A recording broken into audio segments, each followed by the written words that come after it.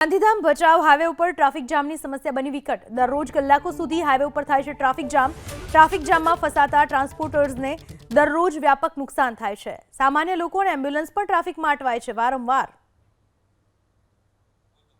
Gandhidham Bhachau highway ઉપર વારંવાર traffic jam સર્જાય છે, જેના પરિણામે લોકો હેરાન પરેશાન થાય છે। દરરોજ કલાકો સુધી હાઈવે ઉપર ટ્રાફિક જામ થાય છે।